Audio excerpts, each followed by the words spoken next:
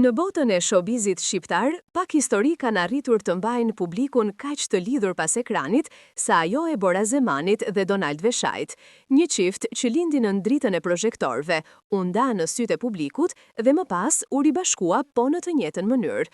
Kjo histori ka pasur gjithçka: dashuri, heshtje, gabime, rikthime dhe mbi të gjitha një publik që ka ndjekur çdo hap të tyre sikur të ishte pjesë e vetjetëve të tyre. Këtë javë në rrjetet sociale dhe portale, vëmendja është kthyer sërish tek ata për shkak të mungesës së postimeve të përbashkëta. Një detaj i thjesht, por që në këtë raport ka qenë gjithmonë një pikë ndezjeje. Historia e tyre filloi si një romancë brenda botës së televizionit. Bora dhe Donaldi u panë shpesh bashk, duke shkëmbyer vëmendje, batuta, fragmente të vogla të jetës së përditshme që krijuan te publiku iden e një çifti natyral, të thjeshtë dhe të sinqert. Ata nuk kishin nevojë të bënin teatr, sepse prezenca e tyre fliste vetë, dhe pikërisht kjo thjeshtësi i bëri aq të dashur. Mira njerëz për vite me radhë i panë si simbol të një dashurie të qetë, të pjekur dhe të qëndrueshme. Por siç ndodh shpesh me historitë e përfshira në vëmendjen publike, momentet e mira nuk zjatën shumë. Ndërhyrja e realitetit televiziv, presioni i famës, përfshirja e situatave emocionale brenda Big Brother VIP, sollën një thyrje të fortë mes tyre. Publiku e kujton shumë mirë periudhën e famshme ku Donaldi u përfshi në një romancë tjetër, në sytë e miliona shikuesve.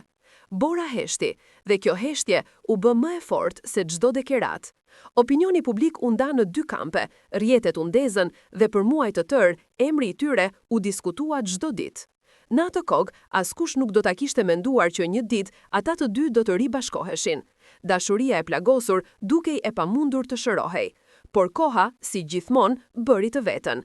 Larg kamerave, larg rrjeteve sociale, larg syrit kureshtar të publikut, Bora dhe Donaldi rikthyen komunikimin. Jo si dikur, jo me deklarata të mëdha, por me takime të heshtura, me dialog, me rrëfim, me shpjegim, me falje. Sepse në fund të ditës edhe njerëzit e famshëm janë njerëz, kanë nevojë të kuptojnë dhe të kuptohen. Ribashkimi i tyre ndodhi më qetë nga çpritej. Nuk pati konferenca, nuk pati bujë, thjesht një shfaqje e vogël, një foto, një moment që kuptuan të gjithë. Ata janë sërish bashk. Por tani, pas shumë muajsh ku çdo postim, çdo video, çdo dalje publike e tyre ishte argument që ata ishin të lumtur, ka nisur sërish një val diskutimesh. Arsyeja? Mungesa e postimeve të fundit të përbashkëta. Në rrjet ka filluar të qarkulloj pyetja: apo ndodh diçka mes tyre? Dhe për ironi, këto dy figura, që shpesh janë akuzuar se e ekspozojnë jetën, këtë herë janë duke bërë pikërisht të kundërtën, janë të tërhequr. Sipas burimeve të afërta me produksionet ku ata punojnë, nuk ka ndarje, nuk ka konflikt, por ka ndryshim prioritetesh. Donaldi është i angazhuar me projekte televizive, teatr dhe platforma të reja digjitale. Bora nga ana tjetër është fokusuar te prezantimi, te familja dhe te stabilizimi i një ritmi të ri profesional.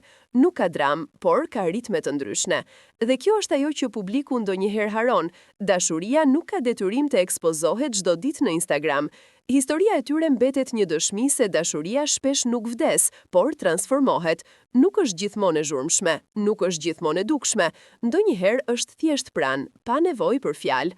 Bora dhe Donaldi janë ende bashk. Thjesht këtë herë, po e jetojnë lidhjen e tyre për vete, jo për t'ua treguar të tjerëve.